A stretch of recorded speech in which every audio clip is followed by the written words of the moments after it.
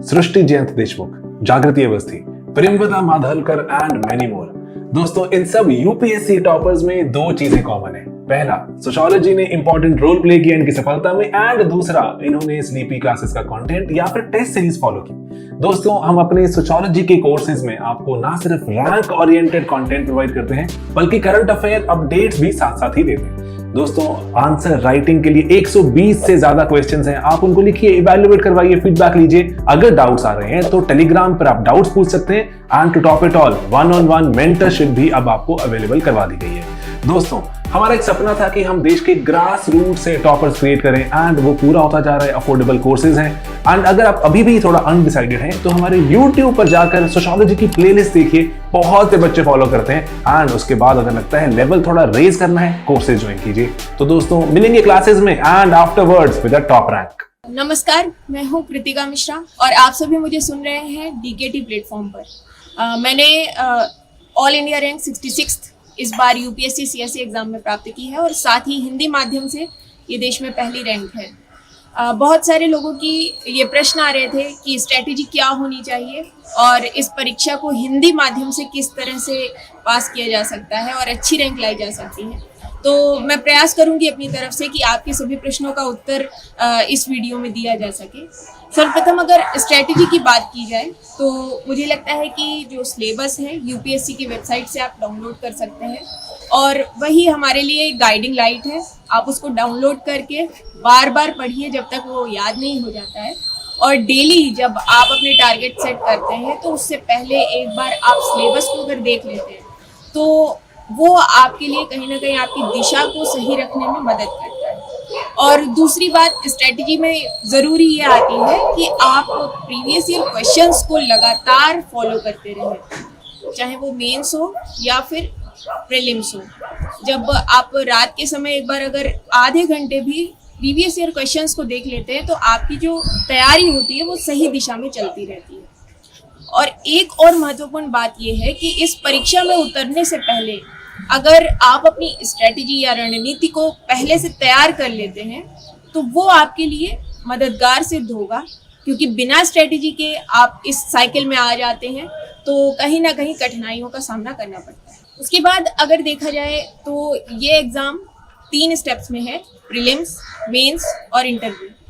आपको एक integrated approach के साथ तीनों ही स्टेप्स की तैयारी साथ में करनी होती है और मेन फोकस हमें मेंस पर रखना है, आंसर राइटिंग पर रखना है, क्योंकि जो आपकी रैंक है वो मुख्यतः मेंस की परफॉर्मेंस से ही डिसाइड होती है। तो सबसे पहले मैं जिस पॉइंट को हाईलाइट करना चाहूँगी वो हमारी मेंस प्रिपरेशन है, उसकी तरफ चलते हैं और साथ ही आंसर राइटिंग में क्या स्ट्रेटेजी रखनी है उसको थोड़ा देखते हैं। मेंस के लिए मैं सबसे पहले ये बताना चाहूँगी कि जो टाइम फ्रेम है तैयारी का, आपको प्रीलिम्स देने से पहले मेंस का पूरा सिलेबस कंप्लीट कर लेना चाहिए। आप आंसर राइटिंग प्रैक्टिस भी प्रीलिम्स से पहले ही शुरू कर दें, ताकि कहीं आगे प्रीलिम्स और मेंस के बीच में जो समय है उसको आप अच्छे से यूटिलाइज कर पाएं।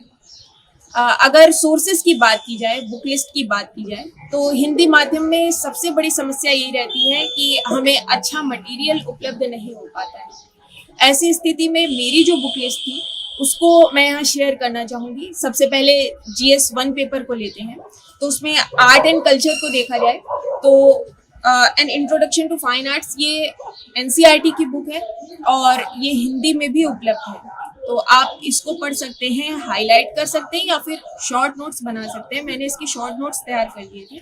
और कुछ ऐसे सब्जेक्ट्स या कुछ चैप्टर्स हो सकते हैं जो कवर ना हो पा रहे हो तो नितिन सर की बुक है, वो भी हिंदी में उपलब्ध है, आप उसको फॉलो कर सकते हैं।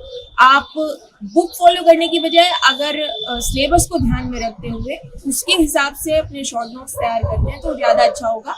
अगर कहीं आपको लग रहा है कि किसी बुक में कोई टॉपिक कवर अच्छे से नहीं हो पाया है तो आप ऑनलाइन मीडियम्स की भी सहायता ले सकते हैं। उसके बाद मॉडर्न हिस्ट्री की बात की जाए तो बिपिन चंद्रा सर की ओल्ड NCERT है, उसको आप थॉरोली पढ़िए, बार बार पढ़िए। और साथ ही स्पेक्ट्रम का भी आपको यूज करना है, क्योंकि स्पेक्ट्रम प्रीलिम्स के लिए कहीं ना कहीं थोड़ी मददगार अधिक होती है।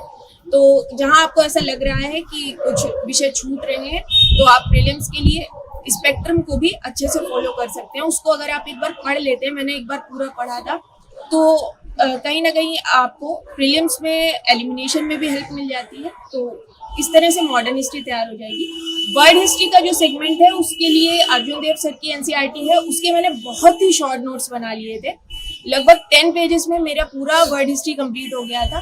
तो आप एक दो बार बुक को पढ़ करके बहुत ही क्रिस्प नोट्स उसके तैयार कर लीजिए, तो वो आपके लिए हैंडी रहेगा रिवीजन में जब हम मेंस लिखने जा रहे होते हैं उस समय।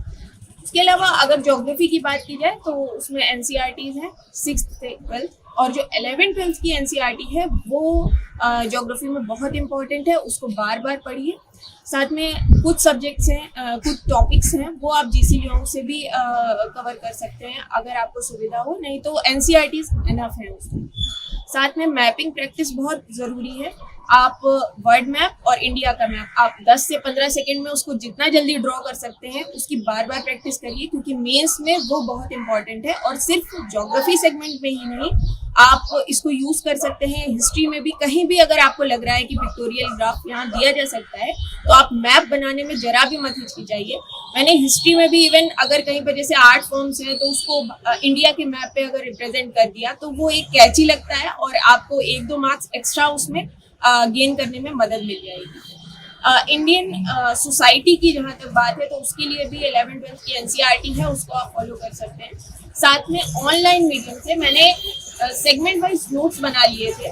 आप वल्नरेबल सेक्शंस को लेते हुए कुछ नोट्स बना सकते हैं, जैसे सोशल जस्टिस को भी यहाँ अगर हम साथ में जोड़ देते हैं तो सोसाइटी और सोशल जस्टिस को साथ में लेते हुए हम इसके नोट्स तैयार कर सकते हैं। तो वो नोट्स आपको खुद तैयार करने पड़ेंगे। ऑनलाइन मीडियम्स बहुत सारे प्लेटफॉर्म्स हैं जहाँ पर आपको अच्छा मटेरियल मिल जाएगा, तो उससे आप अपने बहुत ही हैंडी क्रिस्प नोट तैयार कर लीजिए।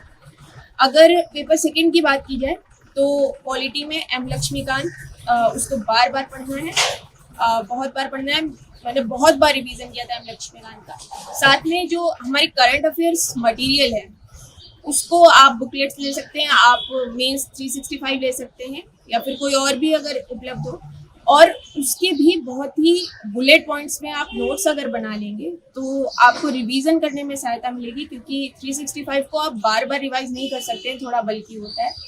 नोट्स कैसे बनाने उस पर अभी विस्तृत बात करूँगी। इसके बाद आईआर सेगमेंट आता है, वो भी आपको पूरी तरह से करंट अफेयर्स बेस्ड ही तैयारी करनी है। आप जो हमारी सरकारी वेबसाइट्स हैं उनकी सहायता ले सकते हैं। साथ में संसद टीवी बहुत ही सहायक है आईआर सेगमेंट में, और आपको हमेशा भारत सरकार के पक्ष के साथ आईआर में जाना है।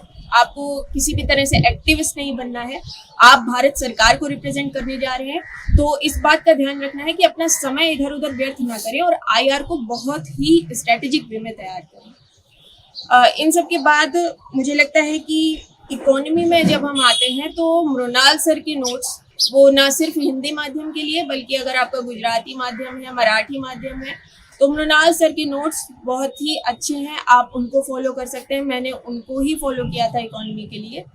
साथ में जो हमारा बजट और इकोनॉमिक सर्वे आता है उसको अगर आप समरी ले लेते हैं तो बार बार समरी पढ़ लें। मैंने प्रीलिम्स के पहले भी और मेंस के पहले भी लगभग 2-3 बार इकोनॉमिक सर्वे की समरी पढ़ी थी। वो हिंदी में आसानी से उपलब्ध है, आप ऑनलाइन डाउनलोड करके पढ़ लीजिए, किसी भी संस्थान की समरी आप ले सकते हैं। इसके अलावा एनवायरनमेंट की बात की जाए तो मैंने शंकर आईएएस एक बार पढ़ी थी, वो आप एक बार देख लीजिए तो कहीं ना कहीं एक आइडिया अच्छा हो जाता है कि एनवायरनमेंट में क्या कैसे करना है। लेकिन जो मेन तैयारी है वो आपकी होगी current affairs based. Current affairs के लिए आप मेंस 365 ले सकते हैं। मैंने 2 साल की मेंस 365 एनवायरनमेंट की उनके नोट्स अच्छे से तैयार कर लिए थे, तो वो मेरा वहाँ से पूरा तैयार हो गया था। इसके अलावा साइंस एंड टेक पूरी तरह से करंट अफेयर्स बेस्ड है। आप जनरल साइंस जो आसपास चल रहा है बस उस पर ध्यान रखिए, और बहुत सारी मैगजीन्स हैं जो अच्छे आर्टिकल्स निकालती हैं उन पर आप ध्यान रखिए। अगर आप 2-3 ऐसी साइट्स को सब्सक्राइब कर लेते हैं तो आपके पास नोटिफिकेशंस आते रहते हैं, तो उसके माध्यम से आप current affairs based science and tech की भी तैयारी कर सकते हैं। और साथ में बुकलेट्स तो हैं ही, तो बुकलेट्स का आप शॉर्ट नोट्स जितना तैयार कर सकें वो आप तैयार कर सकते हैं। जो पेपर 4 है एथिक्स, उसके लिए मैंने एक तो जो टर्म्स हैं उनकी डेफिनेशन एक डायरी में नोट की थी। 2 से 3 लाइन में हर टर्म को आप कैसे बेस्ट डिस्क्राइब कर सकते हैं और फिर उसको बार बार पढ़ के एक तरह से याद कर लीजिए। और उसके बाद एग्जाम्पल्स और केस स्टडीज वो बहुत इंपॉर्टेंट है एथिक्स के पेपर। तो उसके लिए मन की बात एक अच्छा सोर्स है। आप मन की बात जो उसको फॉलो कर सकते हैं, उसके नोट्स भी बना सकते हैं, क्योंकि उसमें अच्छी केस स्टडीज आती हैं, अच्छे एग्जाम्पल्स आते हैं। तो आप ऑनलाइन या ऑफलाइन एक जगह उनको अगर साल भर एकत्रित करते रहते हैं तो लास्ट में वो आपके लिए बहुत ही हेल्पफुल रहता है। इसके बाद हम लोग आते हैं आंसर राइटिंग प्रैक्टिस पर कि मेंस में आंसर राइटिंग प्रैक्टिस कैसे की जाए। तो मेरी अप्रोच यहाँ ट्रेडिशनल से थोड़ी अलग थी। मैंने पूरी चीज़ पढ़ करके फिर उसको 3 घंटे में लिखना, इन सब के बजाय मैंने नोट्स और आंसर राइटिंग को एक साथ लेकर के इंटीग्रेटेड वे में तैयारी की। मतलब मैंने जो नोट्स बनाए वही मेरी आंसर राइटिंग प्रैक्टिस थी। जैसे मैंने एक सेगमेंट को पकड़ा, उसको मैंने 2-3 सोर्सेस से पढ़ा, उसके बाद मैंने मेंस 365 से हेडिंग्स ली, यानी कि टॉपिक्स कौन से कवर करने हैं, और उन पर मैंने अच्छे नोट्स बनाए। आप उन नोट्स को 3 से 4 सेगमेंट्स में डिवाइड कर सकते हैं। पहला इंट्रोडक्शन, बॉडी में पॉजिटिव और नेगेटिव यानी प्रोस एंड कॉन्स, उसके बाद चैलेंजेस और लास्ट में वे फॉरवर्ड। इतने सेगमेंट्स में आप अपने नोट्स तैयार करिए और वही आपकी आंसर राइटिंग प्रैक्टिस भी होगी, क्योंकि मैंने चीज़ों को पढ़ करके फिर अपने आप अपनी भाषा में उन नोट्स को लिखा। उसके बाद आप 3 से 4 घंटे बाद उन नोट्स को चेक करिए और उसमें वैल्यू एडिशन कर लीजिए। अगर आपको किसी वेबसाइट से कुछ और पॉइंट मिल रहा है उस टॉपिक पर तो उसको साथ में किनारे लिख लीजिए। इससे क्या होगा कि आप लिख भी रहे हैं, आपकी राइटिंग प्रैक्टिस भी हो रही है, साथ में आपके नोट्स भी तैयार होते जा रहे हैं। लगभग 800 टॉपिक्स मेरे 2 साल में तैयार हो गए और उन टॉपिक्स को मैंने, क्योंकि वो मेरी हैंड राइटिंग में लिखे हुए थे और कंसाइज वे में लिखे हुए थे, बहुत बार रिवाइज किया। तो जब मेंस आप लिखने जाते हैं तो ऐसे में ये जो नोट्स या आपके आंसर्स होते हैं ये आपको वहाँ बहुत हेल्प करते हैं। और ये पहला स्टेप है। जब आप रिवीजन करते हैं तो दूसरे स्टेप में एक वेरी वेरी शॉर्ट नोट्स भी तैयार किए जाते हैं, जो मैंने किए थे। उसमें मैंने क्या किया था कि एक A4 साइज पेपर को 3 पार्ट्स में डिवाइड कर लिया और फिर मैंने जब अपने नोट्स को ही दोहराया तो उसमें कुछ पॉइंट्स ऐसे निकले जो मुझे लगा मुझे याद नहीं हो रहे हैं। तो मैंने इंट्रोडक्शन, बॉडी, कंक्लूजन, ये 3 पार्ट्स बनाए पेज में, और जो पॉइंट्स मुझे ऐसे लगे कि मुझे बार बार दोहराने के बाद भी याद नहीं हो रहे उनको वहाँ पर लिख दिया। इससे ये हुआ कि लगभग हर पेपर में 15-20 पेजेस में मेरे बहुत ही कंसाइज और बहुत ही छोटे वो नोट्स तैयार हो गए जो बस पेपर देने जाने से पहले एक बार दोहराने को। तो उससे ये हुआ कि रिवीजन बहुत आसान हो गया और इंट्रोडक्शन और कंक्लूजन बहुत अच्छे तैयार हो गए। टॉपिक्स वही हैं, रिपीट होते हैं और आपको मेंस में उनको लिखना होता है। ऐसे में जब मेरे कंक्लूजन और इंट्रोडक्शन तैयार थे तो मेंस आंसर राइटिंग में मुझे ज़्यादा समस्या नहीं हुई और बहुत ही समय के भीतर मेरे सारे पेपर्स आसानी से मेंस के पूरे होंगे। मेंस में आंसर राइटिंग कैसे करनी है, एग्जाम हॉल में क्या करना है, उस पर भी थोड़ी बात कर लेते हैं। पेन कौन सा यूज़ करना है ये प्रश्न बहुत आता है। तो मुझे लगता है कि आप जेल पेन का यूज़ करें वो थोड़ा ज़्यादा अच्छा होगा, लेकिन अगर आपकी आदत है डॉट वगैरह से लिखने की तो आप अपने हिसाब से वो डिसाइड कर सकते हैं। मैंने जेल पेन का ही यूज़ किया था और मैंने ब्लैक एंड ब्लू दोनों पेन्स का यूज़ किया था। अगर आप चाहें तो जो डायग्राम्स हैं उनको ब्लैक से बनाएं तो ज़्यादा अच्छा रहेगा। साथ में जब मेंस आंसर राइटिंग आप एग्ज़ाम हॉल में कर रहे हैं तो उसमें ज़्यादा से ज़्यादा फ्लो चार्ट्स का यूज़ करना, ज़्यादा से ज़्यादा डायग्राम्स का यूज़ करना ये बहुत ज़रूरी है। और ये आपको तभी आएगा जब आपने पहले से वो जो नोट्स तैयार कर रखे हैं, जो आंसर राइटिंग कर रखी है, उसमें आपने इन सबको इनकलकेट किया हो। तो वहाँ एग्ज़ाम हॉल में आपको याद आता रहता है कि हाँ इस सब्जेक्ट पर ये डायग्राम मेरा तैयार है या ये मैप तैयार है, और उसको आप विद इन सेकेंड्स वहाँ पर रिप्रेजेंट कर सकते हैं। तो इस तरह से ये मेंस आंसर राइटिंग हो गई। अब हम लोग थोड़ी बात कर लेते हैं प्रीलिम्स पर। प्रीलिम्स के लिए मुझे लगता है कि जो मेंस के सोर्सेज हैं उससे बहुत ज़्यादा अलग नहीं है, बस अपनी अप्रोच को थोड़ा सा अलग करना है। जब आप PYQs यानी प्रीवियस ईयर क्वेश्चंस देखेंगे प्रीलिम्स के तो आपको समझ आएगा कि एलिमिनेशन टेक्निक प्रीलिम्स में बहुत हेल्प करती है। हालांकि UPSC कैन बी ट्रिकी, तो आपको अपना थोड़ा स्मार्टनेस वहाँ पर रखनी है, एग्ज़ाम हॉल में अपना धैर्य बनाए रखना है।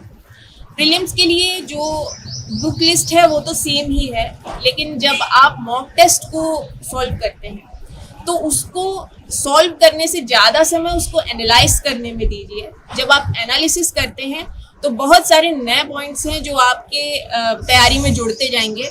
तो मेरा ये रहता था कि सॉल्यूशन जो होता था मॉक टेस्ट का, उसको मैंने मेन माना, उसको हाईलाइट किया। और एनालिसिस में अगर 3 घंटे जा रहे हैं तो फिर उसके बाद मैंने आधे घंटे में उसका रिवीजन भी किया 2-3 बार।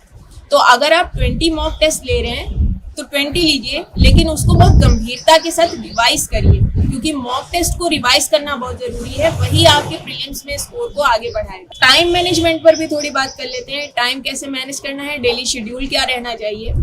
तो मुझे लगता है कि आप घंटों में अपनी पढ़ाई को ना आंकें, उसकी बजाय आप किस तरह से अपने टारगेट्स को पूरा कर रहे हैं। दिन में अगर आपने कोई सेगमेंट निर्धारित किया है कि ये वाला टॉपिक आज पूरा करना है, तो आप उसको पूरा करिए। और जब आप उसको पूरा कर लें और थोड़ा सा समय अगर दिन में बचा हो 2-3 घंटे, तो उसके बाद उससे संबंधित PYQs देख लीजिए या फिर कोई मॉक टेस्ट। लगभग 50 क्वेश्चंस प्रीलिम्स के और 1-2 क्वेश्चन आंसर राइटिंग के लिए आप देख लीजिए मेंस के। तो आपका वो टॉपिक बहुत स्ट्रांगली तैयार हो जाता है और यही आपका डेली शेड्यूल होना चाहिए। रात के समय एक बार रिव्यू कर लीजिए आपका दिन कैसा गया है और आगे उसमें कैसे सुधार हो सकता है, क्योंकि हर दिन आप जब थोड़ी थोड़ी प्रोग्रेस करते हैं तो रिजल्ट बड़ा आ सकता है। तो आप ये ध्यान रखिए कि आप अपने टाइम को जिस भी तरह से मैनेज कर रहे हैं उसमें लगातार सुधार होता है। करंट अफेयर्स कहाँ से फॉलो करना है, ये हिंदी माध्यम में एक बड़ी समस्या है। मैंने ओनली IAS को फॉलो किया था। बहुत सारे अलग अलग न्यूज़पेपर से जो अच्छे आर्टिकल्स होते हैं वो ओनली IAS में कवर हो जाते हैं, और साथ ही जो उनका समझाने का तरीका है वो हमारे भारतीय भाषा माध्यम के सभी अभ्यर्थियों को आसानी से समझ आ सकता है। तो आप ओनली IAS को फॉलो कर सकते हैं। उसमें एडिटोरियल एनालिसिस और प्रीलिम्स बूस्टर, ये 2 सेगमेंट्स मैंने फॉलो किए थे। साथ ही इंडियन एक्सप्रेस न्यूज़पेपर मैंने डेली पढ़ा है, और मैंने ये भी कोशिश की है कि इंडियन एक्सप्रेस में कोई ऐसा पॉइंट अगर मिल रहा है जो मेरे ऑप्शनल में यूज़ हो सकता है। मेरा ऑप्शनल हिंदी साहित्य है और मैंने हिंदी साहित्य में प्रासंगिकता को सिद्ध करने के लिए बहुत सारे ऐसे पॉइंट्स इंडियन एक्सप्रेस से निकाले और सीधे सीधे उनको कोट किया है अपने आंसर में हिंदी साहित्य के पेपर में।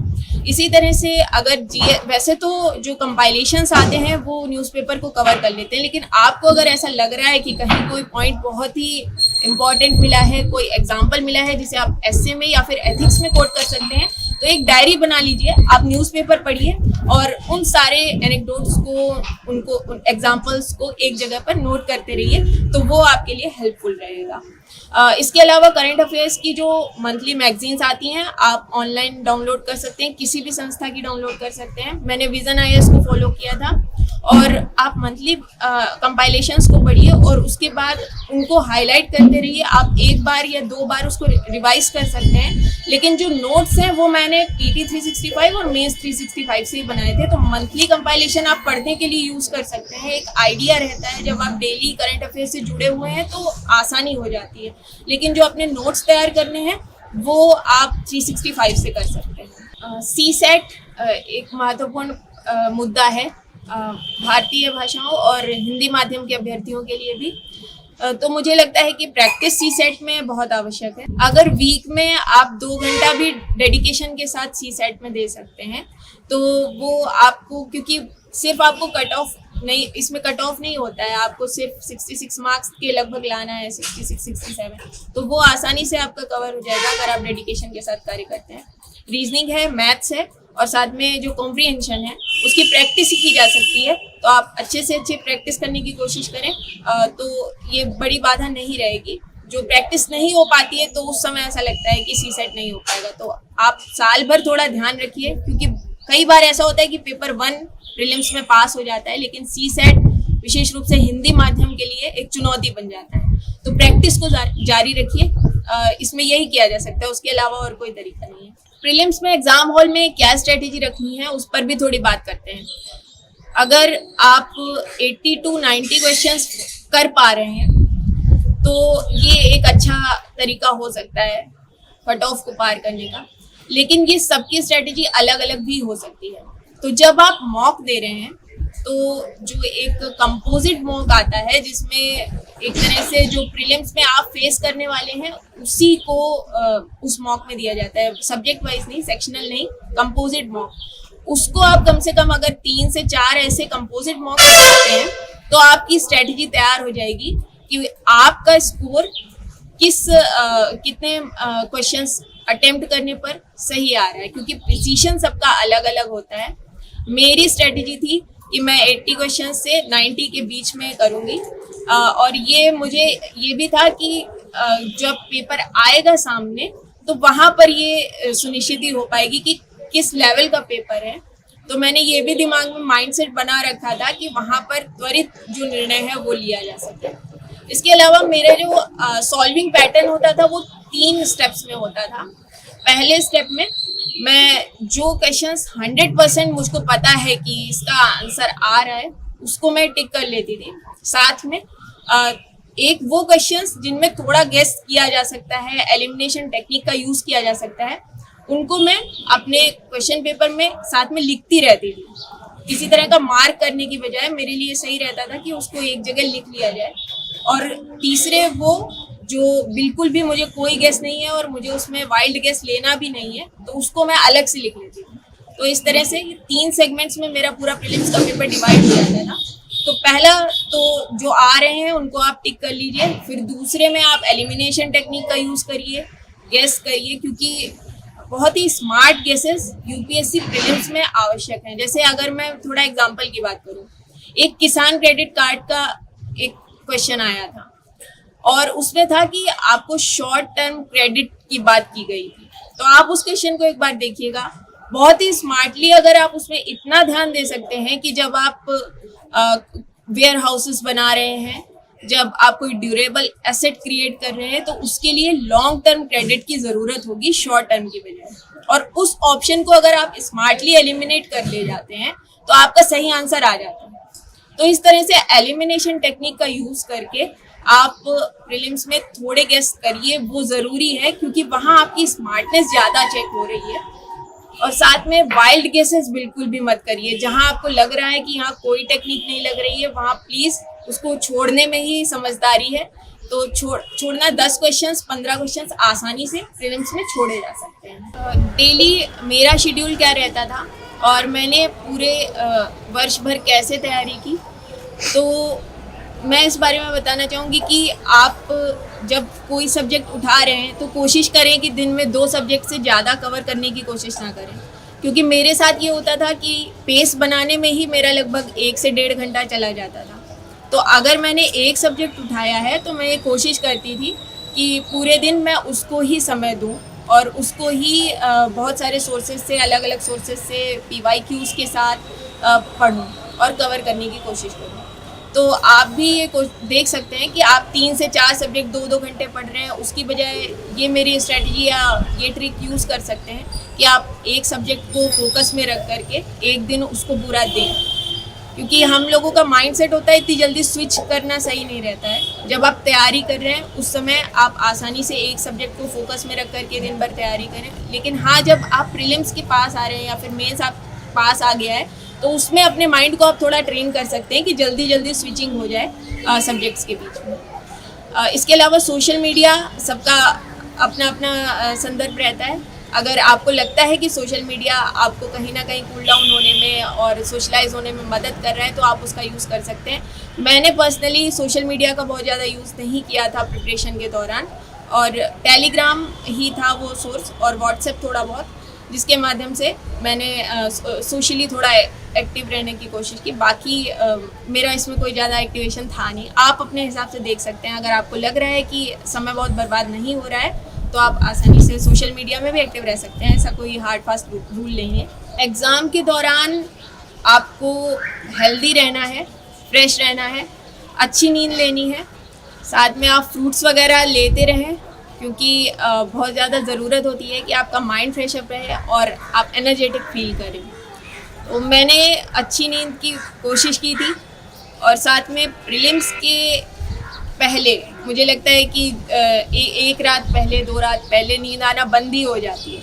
तो आप अपने क्लॉक को थोड़ा इस तरह से डिसाइड कर लीजिए कि आप 15 दिन पहले से इस तरह का शेड्यूल अपना बना लीजिए कि जो एग्ज़ाम टाइम है उस समय आपको नींद ना आए और रात के समय अच्छे से नींद आ जाए। तो मैंने 15 दिन पहले से ये कोशिश की थी कि जो अपना शेड्यूल था पूरा चेंज करके, क्योंकि पहले मैंने जो प्रिपरेशन की है उसमें मैंने रात भर जाग करके पढ़ाई की और जब एग्ज़ाम आने लगा तो 15 दिन में मैंने अपना शेड्यूल शिफ्ट करके रात में सोने का और जो एग्ज़ाम टाइम था उसमें जगने का बना लिया। तो आप ये कोशिश कर सकते हैं, इससे ये रहेगा कि जब आप एग्ज़ाम हॉल में होंगे तो आपको किसी भी तरह की कोई समस्या नहीं होगी। बहुत सारी असफलताएं जब मिलती हैं तो उसके पीछे हमें एनालाइज करना चाहिए कि कहाँ पर गलतियाँ हो रही हैं।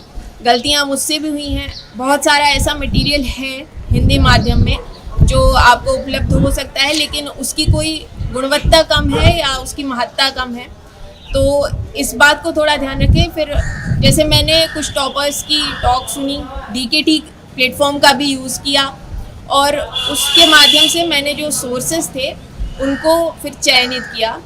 तो आप भी ये कोशिश करें कि अपने सोर्सेस को थोड़ा वाइजली चूज़ करें और अगर कहीं आपको ऐसा लग रहा है कि कोई गलती हो रही है तो अपनी स्ट्रैटेजी को चेंज करने में ज़रा भी ना हिचकिचाएं। मैंने 1 महीने जैसे एक स्ट्रेटजी फॉलो की और मुझे लगा कि मेरे मॉक में अच्छे मार्क्स नहीं आ रहे हैं या फिर रिज़ल्ट कम आ रहा है, तो मैंने उसमें लगातार सुधार किया। तो जब आप अपनी स्ट्रैटेजी को अपडेट करते रहते हैं तो जो गलतियां हो रही होती हैं उनमें सुधार होता रहता है। प्रीलिम्स के लिए अगर मॉक टेस्ट की बात की जाए तो मैंने लगभग 20 मॉक्स लगाए थे, पिछली बार भी और इस बार भी।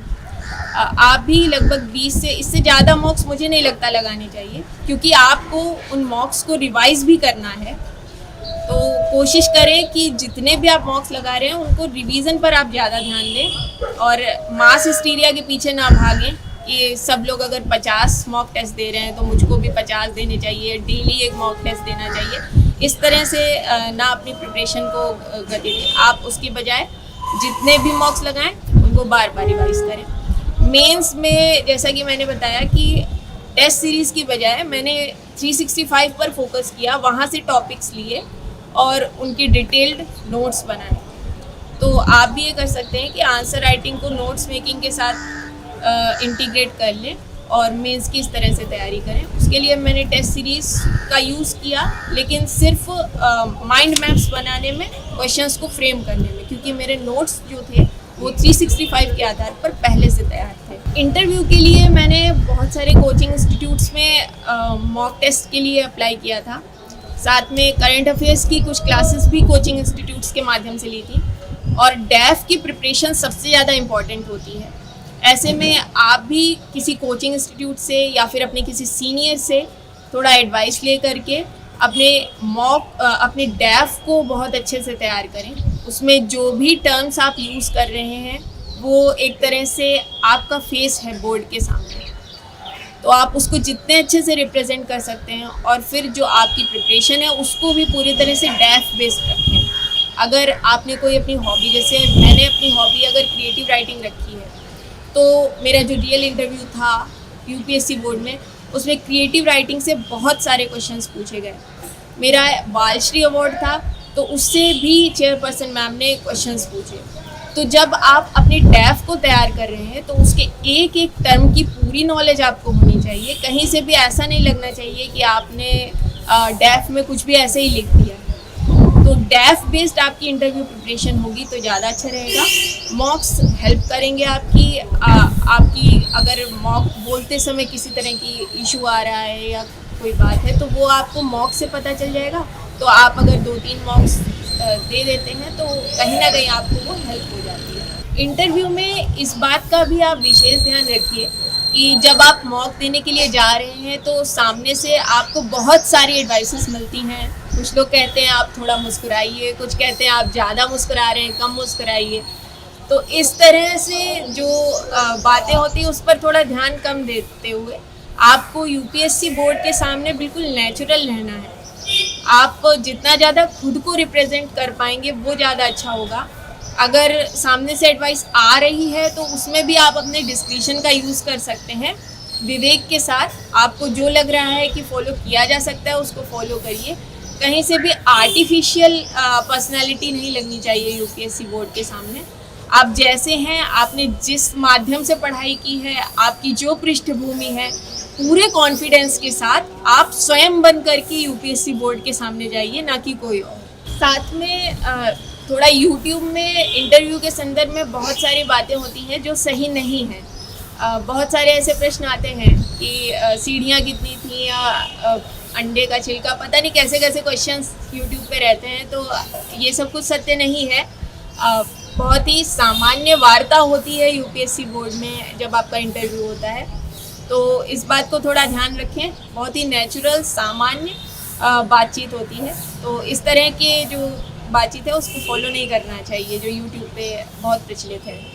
आपको ये क्लियर होना चाहिए कि आप इस सेवा में आना क्यों चाहते हैं। बहुत से लोग अगर गाड़ी बंगला या फिर आपको जो सैल्यूट्स मिलते हैं उसके लिए इस परीक्षा को पास करना चाहते हैं, तो वो मोटिवेशन कहीं ना कहीं इस पूरे 1 साल के दौर में कमज़ोर पड़ जाता है। तो ये सुनिश्चित रखें कि आप वास्तव में इन सेवाओं में आना क्यों चाहते हैं, आप किन क्षेत्रों में कार्य करना चाहते हैं, आपका क्या विज़न है, उसको ध्यान में रखते हुए अगर आप अपना मोटिवेशन ग्रहण करेंगे तो वो पॉजिटिव रहेगा पूरी जर्नी में। साथ ही में मैं डीकेटी प्लेटफॉर्म का भी बहुत बहुत धन्यवाद देना चाहती हूँ, क्योंकि जो सोर्सेज हैं, जो टॉपर्स की टॉक रहती हैं, उसने मुझे अपनी स्ट्रैटेजी को स्ट्रीमलाइन करने में बहुत मदद की। और मैं आप सबको भी ये सुझाव दूंगी कि आप अच्छे से अच्छे प्लेटफॉर्म्स जैसे कि ये डीकेटी है उनको फॉलो करते हुए अपनी बुक लिस्ट को, अपनी स्ट्रैटेजी को स्ट्रीमलाइन रखिए। और साथ में जो एडवाइस है विशेष रूप से जो हमारी फीमेल एस्पायरेंट्स हैं उनके लिए, कि कहीं से भी आप डरिए नहीं, अपने साहस को बनाए रखिए। समाज में हमारे लिए जो चुनौतियां हैं वो तो है ही, लेकिन अपने संकल्प से, अपने साहस से आप उन चुनौतियों को पार करिए। और जिस तरह से इस बार भी बहुत सारी टॉपर्स हैं जो फीमेल हैं, उससे प्रेरणा ग्रहण कीजिए और इस परीक्षा को पास करने में अपनी पूरी मेहनत दीजिए। बहुत बहुत शुभकामनाएं।